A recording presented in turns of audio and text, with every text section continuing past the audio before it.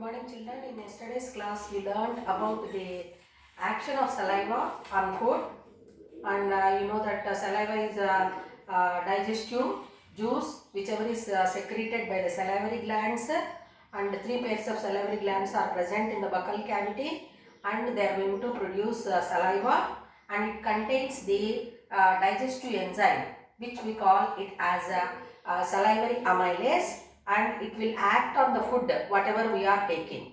We are keeping in the mouth, and in that different food items are there, or nutrients are present. So out of all these nutrients, the salivary amylase is going to act on the carbohydrate content of the diet, and it will help in bringing the digestion of carbohydrates, and the food is going to be masticated, grinded and chewed well with the help of teeth, gums, tongue and salivary amylase. So all these are going to help in making the food to the soft mass of the food, which we call it as a slurry mass of the food, which we call it as bolus. Is it clear to you? So now what is going to happen to that bolus? So from the buccal cavity, how the food is going to reach the stomach. So that we are going to discuss now in this class. So travel of food.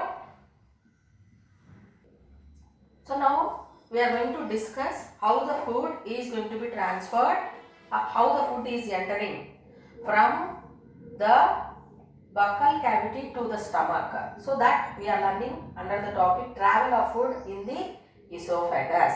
So now here, what is esophagus? So what is the structure of esophagus, and in what way the esophagus is going to help in passing the food from buccal cavity to the stomach, that we are going to discuss now. Now let us learn the structure of esophagus. So esophagus is said to be a long, narrow tube. Okay. So the anterior end of the esophagus is connected to the buccal cavity, and the posterior end is opening into the stomach. And if we observe this esophagus is made up of two types of muscles, smooth muscles. So you learned about different types of muscles in 9th class, like smooth muscles, striated muscles and cardiac muscles. So smooth muscles, they are involuntary in function. So this esophagus, if we see, so it contains the two types of smooth muscles, I said. So like these muscles, if we see circular in nature, so they are called as circular muscles, and the outer regions, if we see, they are said to be longitudinal muscles. So circular smooth muscles and longitudinal smooth muscle. So if we this circular muscles we are going to observe. So now longitudinal smooth muscle, how we can observe? So like this. So the walls of this esophagus is made up of two types of muscles, I said. So circular muscles like this they will be, and longitudinal muscles they are present like this. So now this walls of this esophagus are going to secrete a sticky substance or slimy substance, which we call as a mucus. So mucus glands are present in the walls of the esophagus, inner walls of the esophagus. So these mucus glands are going to secrete a sticky substance or slimy substance, which we call it as mucus. And what is the function of this mucus means, mucus is going to act as a lubricant, and the food bolus whichever is formed in the buccal cavity is pushed inwards into the stomach. So that is because of this mucus layer. Is it clear to children? So how this action is going to happen, that we will learn with the help of an activity. To learn the functioning of esophagus, let us do a simple activity. So for that activity, what do we need means we need a cycle tube. So we are going to take a cycle tube and we have to lubricate the inner walls of the cycle tube with oil. Is it clear to you? So we have to put 1 or 2 drops of oil inside this tube, and if we, with the help of a stick, if we do like that, then the oil is going to be coated on the inner walls of the tube. Then we have to take a potato and which is going to fit in this, and that potato is also to be lubricated. So we have to coat this potato also with oil. So now what we have to do, we have to put this potato which is coated with oil inside this tube. Then we have to squeeze it. So if you are going to squeeze, what will happen? So we can know the way of this potato whichever is moving downwards. Is it clear to children?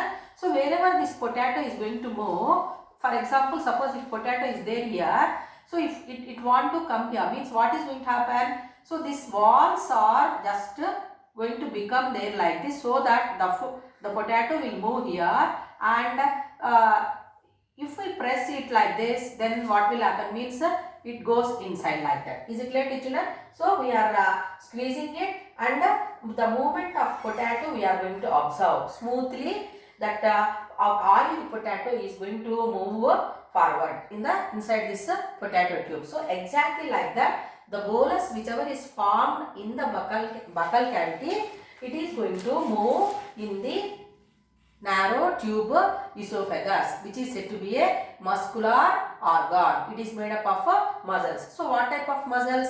Smooth muscles, already you learned. So how many types of smooth muscles are there? Circular muscles and longitudinal muscles. So that muscles which are present in the esophagus. So outer circular muscles. So what do they do? So when the food is passing here, they are going to just squeezed. So that what will happen? The bolus it enters slowly. It passes here like that.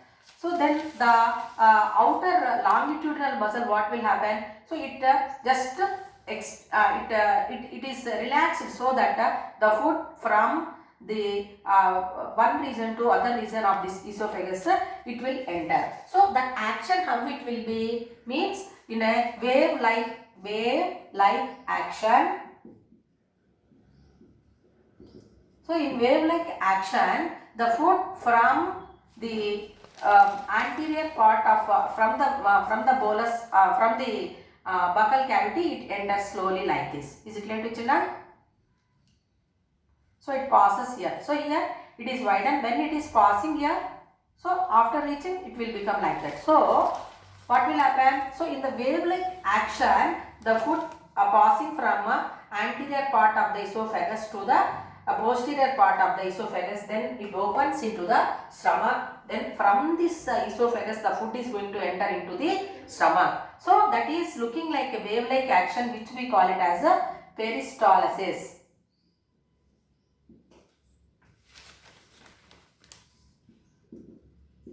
So peristalsis movement. So peristalsis means wave-like action.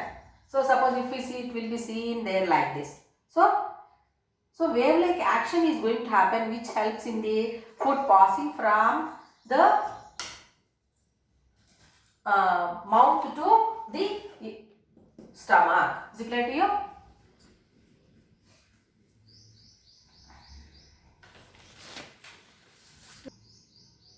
Now we learn about the what is that movements.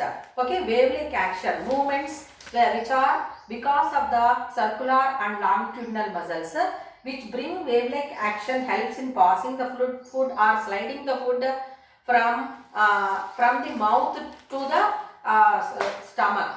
So that movement is called as peristalsis, and that peristalsis movement is said to be involuntary in function. Involuntary means what? Without the aid of a brain, the function is going to happen, and it is under the control of a autonomous nervous system. Autonomous.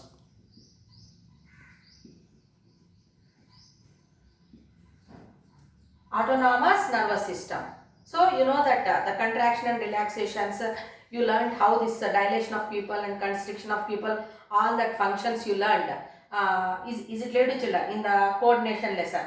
So that peristaltic movement is under the control of autonomous nervous system. We have three types of nervous system: central nervous system, peripheral nervous system, and autonomous nervous system. Like that you learned, no? So that movements which are happening in the digestive system are under the control of autonomous nervous system, and that brings the digestion of food and movement of food from one part to the other part of our digestive system. As that food passing from the buccal cavity to the stomach, small quantities they are going to be entering into the tube, and it is entering into the bag-like structure called stomach. So elders are advising you, when you are taking food, do not talk when you are taking food. Is it not, children? Your parents also may be telling you. In lunch period also you might have observed teachers saying don't talk while eating, like that. What is the reason? So if we are talking, sometimes the food or if we are taking in larger quantity, then some disturbance will be there, or some problem will be there in the passing of food from the buccal cavity to the stomach through esophagus. So that is the reason we are not supposed to talk when we are taking the food. Sometimes the autonomous nervous system may lose the control over the movement of the food. So to avoid that, with peace mind and without any disturbance, we have to take the food. Is it clear to you? So look at this schematic diagram of esophagus.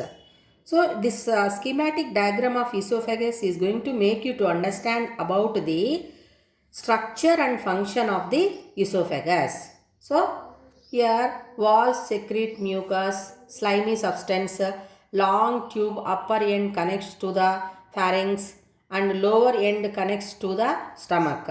Passes food to the stomach by wave-like movement of the walls, which we call peristalsis, then muscular and elastic. Walls carry on wave-like movement by contraction and relaxation. So now structure, how you can write? Esophagus is a long tube, upper end connects to the pharynx and lower end connects to the stomach, which is said to be a muscular and elastic organ. Is it clear to you? Then what is the function? The walls of the esophagus are going to secrete mucus, which is a slimy substance.